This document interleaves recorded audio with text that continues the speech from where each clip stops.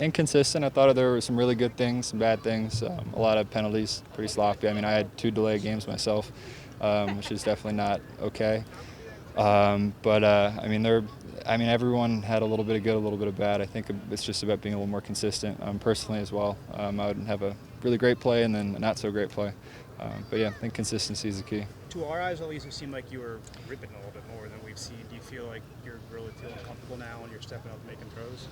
Yeah, I mean, my theme is to make the next day better than the previous, and I think today was better than our last practice 2 days ago. So I think it's just about sort of stacking the next one and making sure it's better than this one. What happened on that last drive? It threw it really deep to Kenny, and then got really lucky at the end with trying to sneak it into Isaiah. I mean, that's one of those plays where, like, in retrospect, everyone says, "Oh yeah, coolest touchdown," but it definitely should have been a pick, and it's definitely something I got to take and realize that it's first and goal in the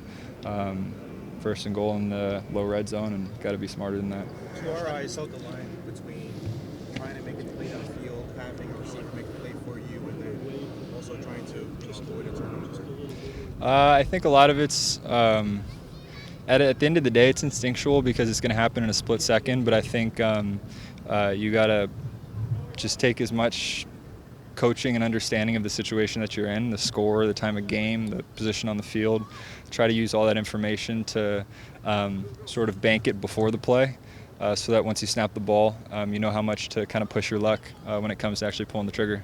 Was Coach O'Shea able to communicate with you through the helmet today? I know this was supposed to be at the stadium, so I'm not sure how well it worked. Tell me a little bit about that. Worked well. I mean, it's not my first time last year I got to use it. I was a little shocked at first, but everything went pretty smoothly today. I mean, we've been using it in practice the last couple weeks, so nothing real different. From a confidence standpoint, how are you feeling right now after this week of training camp? Good. Just trying to keep a level head. I mean, I've had some really bad days. Try not to say it be too bad. I've had some really good days. Try not to get too high. So, like I said, just trying to make or whenever our next practice is Monday better than it was today. Do you feel like you're closing the gap in the quarterback competition? I don't know. That's irrelevant in my head.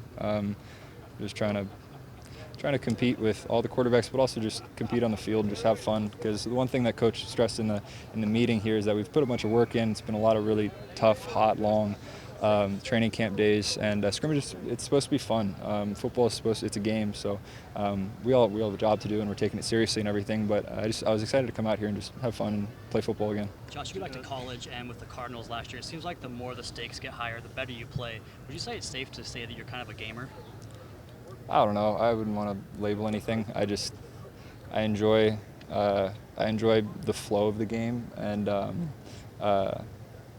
I don't know, just whatever situation I'm trying to just compete and have fun. I wouldn't put a label on it. Conversation with Stephen Ross. What was his words of wisdom to you? Just talked about a bunch of stuff. I've met him once before, and he's an amazing owner. He's a great guy and a great role model. I think I'm looking forward to him speaking to the team for a second here.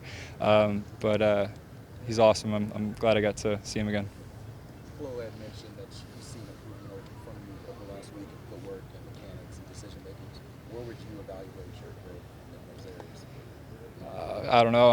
It's not my job. I'm just trying to grow and impress the evaluators. So it's not really my place. I'm just trying to make it at least a little bit better each day. Well, what do you take out of him saying that he has?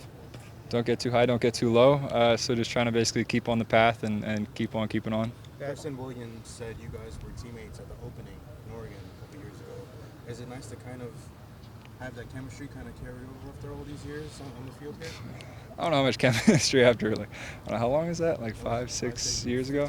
But yeah, it's good to see him. That's the kind of the crazy thing about the NFL is that you walk in and you see faces you haven't seen in years from all over. I mean, we got Miles and Pat Laird, some Pac-12 guys that have gotten pretty cool within the team. We got in Arizona, I crossed paths with Christian Kirk again. So that's the cool thing about the NFL is that guys from all around the country, you cross paths with people you didn't really expect, and Preston was one of them. How has Preston performed this camp? Do you see him as kind of like a safety valve for you on offense? Is he a target you like throwing to? Yeah, I mean, he's got a ton of potential. He's an unbelievable athlete. He's got a great attitude. He works really hard.